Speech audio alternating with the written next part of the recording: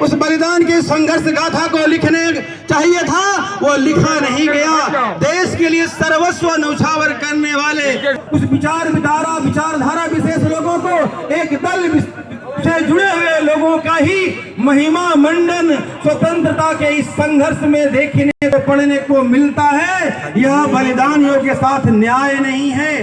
देश के लिए सर्वस्व समर्पण करने वाले उन हुतात्माओं के प्रति ये न्याय नहीं है। इसलिए इतिहास सच आना चाहिए। सच से साक्षात्कार के लिए अमृत महोत्सव है। गुमनामी ऐसे बलिदानियों को खोज कर जो अभी जनश्रुतियों में है उसको प्रत्येक मानस के अंदर अंकित कराने के लिए अमृत महोत्सव है।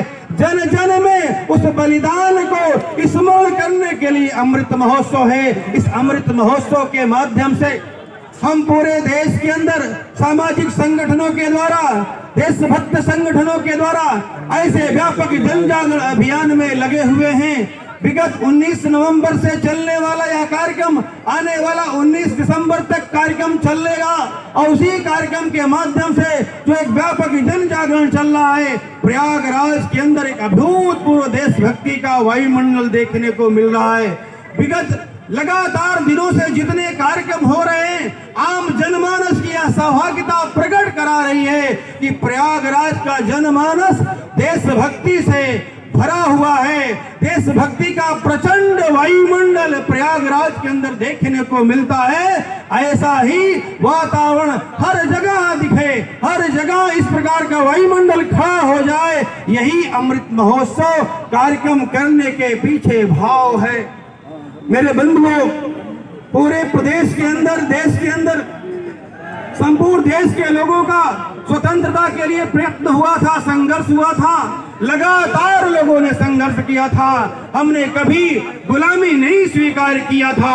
एक भी दिन के लिए देशभक्तों ने अपने को रोका नहीं था। एक एक पल, एक एक क्षण देश की स्वतंत्रता के लिए लोगों ने संघर्ष किया था। अटक से कटक तक, कश्मीर से कन्याकुमारी तक, भारत का रोम रोम, भारत का जर्रा जर्रा देश की स्वतंत्रता के लिए संघर्ष किया था। संपूर्ण भारत को कभी भी किसी ने पराधीन नहीं किया था। कहीं न कहीं कोई न कोई भूभाग खाली था। कभी भी पूर्ण रूपेण भारत स्वतंत्र होने के लिए, स्वतंत्रता के लिए लोगों ने प्रयत्न किया था, संघर्ष किया था। पूर्ण रूपेण से भारत को कभी भी परतंत्र किसी ने भी नहीं किया था। ऐसा गौरवशाली, ऐसा संघर्षशाली हमारा इतिहास रहा है। ऐसा वीरता से भरा हुआ भारत का इतिहास रहा है। हम पूर्ण रूपेण कभी भी पराधीन नहीं थे। इसलिए भारत को कभी भी कोई पूर्ण रूप से पराधीन नहीं कर पाया। ऐसा गौरवशाली, संघर्षशाली हमारा इतिहास रहा है। ऐसे उस गौरवशाली इतिहास को भुलाया गया। वह गौरवशाली इतिहास का जो स्थान मिलना चाहिए, इतिहास के पन्नों में जो स्थान मिलना चाहिए, वह इतिहासकारों ने नहीं दिया। यही सच से साक्षात्कार कराने के लिए अमृत महोत्सव के माध्यम से एक व्यापक देशभक्ति के प्रचंड वायुमंडल को खड़ा करने का एक प्रयत्न है, एक प्रयास है। संपूर्ण समाज के अंदर प्रखर देशभक्ति का भाव भरने का एक अनोखा एक प्रयत्न है, प्रयास है। ज्वाला तैयार करने के लिए आए हैं। ऐसे इस पवित्र अवसर पर हमारे मन के अंदर, हमारे विचार के अंदर, हमारे भाव में ऐसा आए, यह न मेरा राष्ट्र का है, राष्ट्रहित सब समर्पित, इस प्रकार का चिंतन, इस प्रकार का विचार लेकर के हम देश के प्रति सर्वस्व समर्पण का भाव रखें। संपूर्ण देश के अंदर देशभक्ति का ज्वाला धधकाएं और देशभक्ति के ज्वाला धधकाने से ही संपूर्ण समस्याओं का समाधान निकलेगा। सारी समस्याओं का एक ही निदान है, प्रखर राष्ट्रभक्ति, प्रखर देशभक्ति का भाव ही सभी समस्याओं का निदान करने वाला है। इसलिए हम अपने मन के अंदर, अपने भाव और विचार के अंदर इस प्रकार का भाव लेकर के जाएंगे कि जो चंद्रशेखर जी का बलिदान था वह व्यर्थ नहीं जाएगा। आने वाली पीढ़ी, वर्तमान की पीढ़ी, सबके मन के अंदर देश के प्रति सर्वस्व समर्पण का भाव रहेगा। कुछ दिन पूर्व जनरल रावत साहब जो देश के लिए अपना बलिदान देकर चले गए, उस पर भी कुछ लोगों ने जो मजाक और उपहास उड़ाया, ये देशभक्ति नहीं हो सकती। वह देश के शत्रु हैं जिन्होंने ऐसे बलिदान देने वाले सेना नायक और भारत के नायक के उस बलिदान के साथ मजाक उड़ाया है।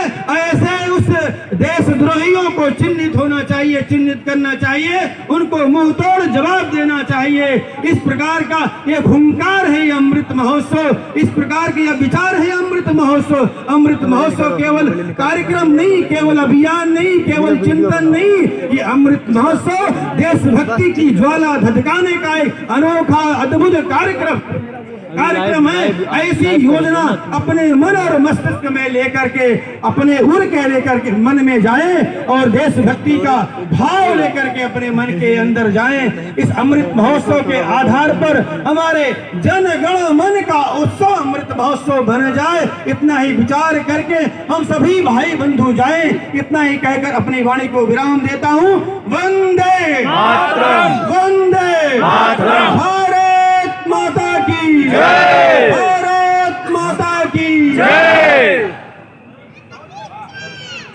कार्यक्रम की अगली कड़ी में मैं अपने